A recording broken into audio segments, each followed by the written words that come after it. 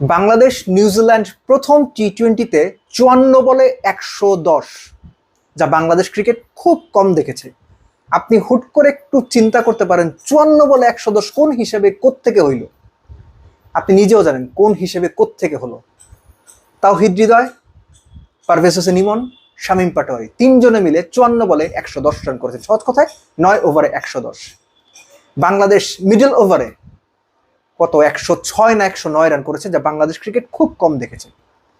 শেষ 10 ওভারে যখন 106 রান দরকার, 3 উইকেট চলে গেছে, Liton out, Tanzid Tamim out, Saif Hasan out, তখন ওই পরিস্থিতিতে বাংলাদেশ ম্যাচ জেতে এরকম আমরা খুব কম দেখে অভ্যস্ত। কিন্তু বাংলাদেশের মিডল ওভার এবং ফিনিশাররা যে ব্যাটিং করেছেন সেটা আসলে আমরা বাংলাদেশের সাপোর্টাররা দেখে অভ্যস্ত না।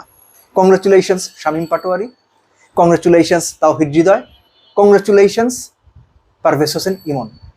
এই যে 183 করতে গিয়ে পারভেজ ইমন এবং তাওহিদ হৃদয়ের 200-র উপরে স্ট্রাইক রেটে 50 পার্টনারশিপ, 28 বলে 57 পার্টনারশিপ, শামীম পাটোয়ারি এবং তাওহিদ হৃদয় দুজনের 49-এর পার্টনারশিপ 21 বলে, বিগ হিটিং, পাওয়ার হিটিং, অবিশ্বাস্য। 17তম ওভারে শামীম যেভাবে 25 রান তুললেন, তিনি একা না, তাওহিদ হৃদয় মিলে 25 রান তুললেন, এগুলো না আমরা সচরাচর দেখি না, আমাদের জন্য কমন পড়ে না। এতে আফসোস আরেকটু বাড়ে, কেননা বাংলাদেশের এই টি-20 দলটা রিসেন্ট পাস্টে বেশ ভালো খেলছে এবং এই ধারাবাহিকতা নিয়েই তারা, বা এই ভালো ফর্ম নিয়েই তারা বিশ্বকাপে যেতে চেয়েছিল। আনফর্চুনেটলি সেটা হয়নি এবং এই যে নিউজিল্যান্ডের বিপক্ষে প্রথম টি-20 পারফরমেন্স, সেই আক্ষেপটা, বিশ্বকাপ না খেলতে পারার আক্ষেপটা হয়তো আরেকটু বাড়িয়ে দিল। এনিওয়েজ, বাংলাদেশের জন্য এই জয়টা খুব স্টেটমেন্ট দেওয়া একটা জয়। আপনি খুব স্বাভাবিকভাবেই বলতে পারেন যে নিউজিল্যান্ডের দ্বিতীয় সারির দল, এটা নিয়ে তর্ক করার কোনো সুযোগ নাই, অবশ্যই। কিন্তু নিউজিল্যান্ডের এই দলটাও খুব বেশি দুর্বল না।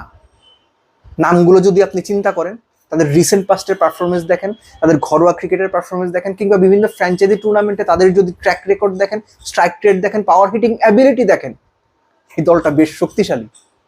বাংলাদেশের জয়টাকে বড় করে দেখানোর জন্য বলছি না, আসলেও তাই। অবশ্যই নিউজিল্যান্ডের ফার্স্ট কিংবা বেস্ট 11 বা বেস্ট 15 মেম্বার্সের মতো এই দলটা অবশ্যই না, কিন্তু শক্তিশালী।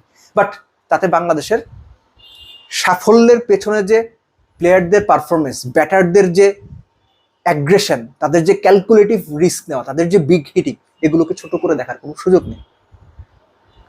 বোলিং পয়েন্ট অফ ভিউ থেকে বলি যে বাংলাদেশ খুব ভালো কামব্যাক করেছে, কেননা অপোনেন্ট যেভাবে সাইফ হাসানের ক্যাচ মিস, ফিল্ডিং মিস, সবকিছু মিলে 10 ওভারের মধ্যেই প্রায় 100 তুলে ফেলেছিল, সেখানে শেষ 10 ওভারে নিউজিল্যান্ডকে ওই 80-82 রানের মধ্যে আটকে রাখাটা বাংলাদেশের স্পিনারদের একটা বড় ক্রেডিট। একই সঙ্গে ডেবিউটেন্ট রিপন মন্ডলের কথা আলাদা করে বলতে হয়, প্রথম 3 ওভারে খুব ভালো করতে পারেননি, রিসেন্ট পাস্টে তার যে ফর্ম ছিল সেটার সুবিচার আমরা দেখিনি, that is fine, absolutely understandable. শেষ ওভারটা বেশ ভালো করেছেন। তবে স্পিনারদের, মাহিদি, রিশাদদের ওই ক্রেডিটটুকু দিতে হবে যে তারা ম্যাচের লাগামটা টেনেছেন। দ্বিতীয় উইকেটের যে বড় পার্টনারশিপটা হচ্ছিল সেটা ভেঙে যাওয়ার পর বাংলাদেশ ম্যাচের লাগামটা টেনে ধরতে পেরেছিল, স্পিনাররা টেনে ধরতে পেরেছিল, এটা তাদেরকে ক্রেডিট দিতে হবে। বাট সবচেয়ে বড় ক্রেডিট বাংলাদেশের 3 মিডল অর্ডার এবং ফিনিশার ব্যাটসম্যানের। ছোট একটা ব্যাপার দিয়ে শেষ করি, সেটা হচ্ছে যে সাইফ হাসানের ওয়ানডের অফ ফর্ম টি-20-তে না পড়ুক, সেটাই এক্সপেক্ট করি। তানজিদ তামিম, আবারও সেই পুরনো প্রশ্ন, স্কোর একটু বড় চেস করতে গেলে মানে অ্যাকচুয়ালি আপনার কি সমস্যা হয় আমি ঠিক জানি না, কিন্তু বিশ্বাস করি তানজিদ তামিমের অ্যাবিলিটি এর চাইতে অনেক বেশি, অনেক বেটার, এবং সময়ের সঙ্গে সঙ্গে সেই অ্যাবিলিটি আরো বাড়বে বলে আমি বিশ্বাস করি। কংগ্রেচুলেশনস বাংলাদেশ।